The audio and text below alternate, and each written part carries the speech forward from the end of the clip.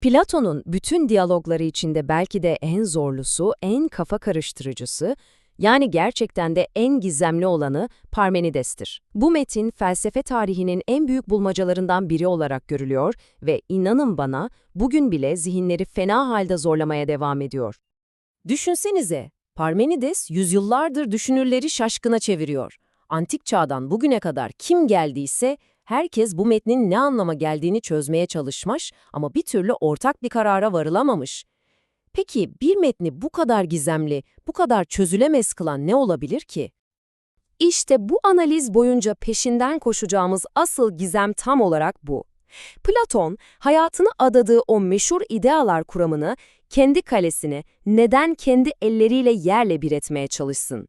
Gelin bu felsefi bilmecenin katmanlarını birlikte aralayalım.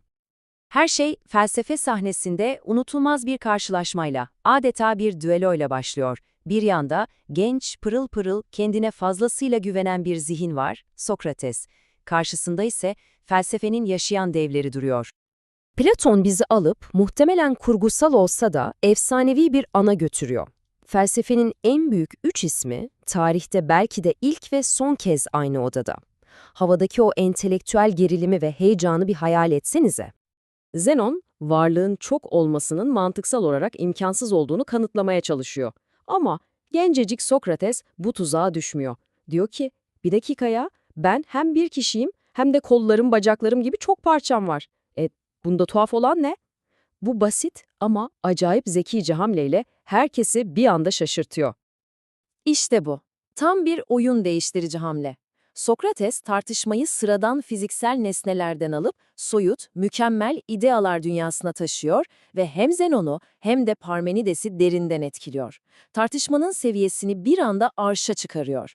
Ama farkında olmadığı bir şey var. Asıl sınav şimdi başlıyor. Şimdi sahneye usta yani Parmenides çıkıyor ve genç öğrenci Sokrates'e hayatının dersini vermeye hazırlanıyor.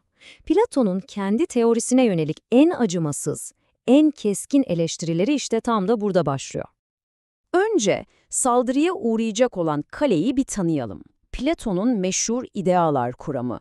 Bu teoriye göre şu gördüğümüz güzel şey, asıl ve mükemmel olan soyut güzellik ideasından sadece bir pay aldığı için güzeldir. Gerçeklik bu dünyada değil, o soyut idealar dünyasındadır. Şimdi Parmenides işte bu kalenin temellerine dinamit döşemeye başlayacak. Parmenides Sokrates'i alıyor ve teorisinin en rahatsız edici köşelerine doğru itiyor. Diyor ki, tamam adalet gibi yüce kavramların mükemmel bir ideası olduğunu söylüyorsun anladık. Peki ya konu saç teline, çamura hatta pisliğe gelince onların da mükemmel pislik ideası gibi bir şey mi var? Bu düşünce Sokrates'i fena halde köşeye sıkıştırıyor. Ve Parmenides'in ilk büyük darbesi geliyor. Bir nesne güzellik ideasından nasıl pay alabilir? Eğer ideanın tamamını alıyorsa, tek bir idea nasıl olur da aynı anda binlerce güzel şeyin içinde olabilir? Yok eğer sadece bir parçasını alıyorsa, o zaman mükemmel ve bir bütün olan idea bölünebilir demektir ki, bu da tanımı gereği imkansız. Yani Sokrates için tam bir çıkmaz sokak. Ve işte o meşhur üçüncü adam argümanı. Bu teoriyi kendi mantığı içinde patlatan bir zincirleme reaksiyon gibi. Bir grup büyük şeye büyük dememizi sağlayan şey ne? Büyüklük ideası. Güzel. Peki o büyük şeyler ile büyüklük ideasının kendisi arasındaki ortak özellik ne? İkisi de büyük olduğuna göre onların da ortak olduğu başka yani üçüncü bir büyüklük ideası olmalı. Sonra bir başkası daha. Anladınız mı? Bu teoriyi sonsuz bir geri gidişe mahkum eden bir mantık hatası. Sokrates'in teorisi adeta moloz yığınına döndü. Peki, oyun bitti mi? Hayır. Aksine asıl tuhaflık şimdi başlıyor. Diyaloğun bu noktadan sonraki anlaşılmaz ikinci yarısı belki de tüm bu yıkımın nedenini açıklıyor. Parmenides, Sokrates'e müthiş bir zihinsel antrenman sunuyor. Parmenides, Sokrates'e acımasız görünse de aslında ona akıl hocalığı yapıyor. Diyor ki, bak delikanlı, sorun fikirlerinin parlak olmaması değil, sorun zihninin yeterince idmanlı olmaması. Kas yapmadan ağır bir halterin altına girmeye çalışıyorsun. Felsefe yapmak sadece parlak fikirlere sahip olmak değil, o fikirleri en zorlu testlere tabi tutabilecek zihinsel güce sahip olmaktır. İşte diyaloğun ikinci kısmının anahtarı tam olarak bu. Parmenides'in yaptığı şey bir sonuca varmayı hedeflemiyor. Bu bir piyanistin gam çalışması gibi. Amaç belirli bir şarkıyı çalmak değil, parmakları her türlü şarkıyı çalmaya hazırlamaktır.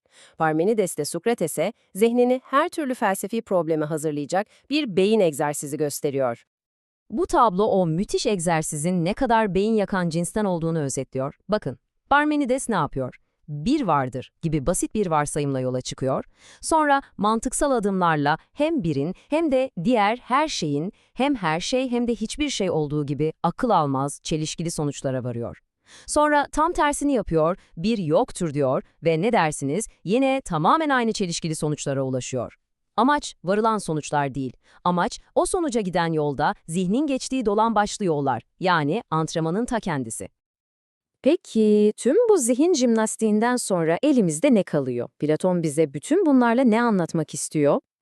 Yüzyıllar boyunca uzmanlar bu gizemi çözmek için farklı yorumlar getirdiler. Kimine göre Platon, rakipleri olan sofistlerin kafa karıştırıcı yöntemleriyle dalga geçiyordu. Kimine göre bu onun kendi idealar kuramına yaptığı dürüst bir öz eleştiriydi. Zayıflıklarını ortaya koyarak onu daha da güçlendirmeye çalışıyordu. Ama en yaygın ve güçlü görüşlerden biri bu diyaloğun aslında ileri seviye bir felsefe ders kitabı olduğu. Yani işte gerçek bir filozof böyle düşünür demenin bir yolu. Belki de diyaloğun asıl dehası tam olarak burada yatıyor. Bize nihai bir doğru sunmuyor. Değeri, sonuçlarında değil, sürecin kendisinde. Platon'un bize gösterdiği şey, bir fikre körü körüne bağlanmak yerine onu en acımasız eleştirilere bile tabi tutma cesareti ve entelektüel dürüstlüktür.